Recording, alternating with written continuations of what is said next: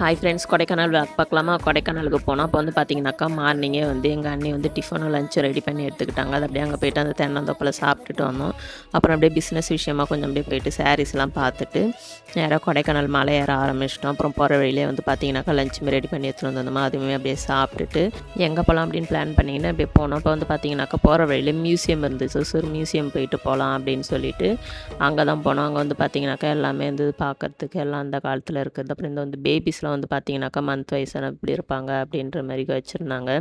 அப்புறம் எல்லாம் அவருடைய காயின், ஓல்டு காயின் எல்லாமே இருந்தது. ஸோ பார்க்கறதுக்கு ரொம்பவுமே சூப்பராக இருந்தது. அப்புறம் அப்படியே ரூமுக்கு போயிட்டு ரூமில் போயிட்டு செக்இன் பண்ணிட்டு கொஞ்சம் ரெஃப்ரெஷ் ஆகிட்டு வெளியே போகலாம் அப்படின்னு கிளம்பியிருந்தோம். நாங்கள் வந்து பார்த்திங்கன்னா 7:00 தான் வந்து போனோமே. ஆனால் அங்கே வந்து பார்த்திங்கனாக்கா கொடைக்கானலில் மேக்ஸிமம் 6:00 எல்லாமே க்ளோஸ் பண்ணிவிடுவாங்க. ஆனால் லேக்கில் வந்து பார்த்திங்கனாக்கா இங்கே நைட் ஷாப்பிங் மாதிரி இருக்கும்.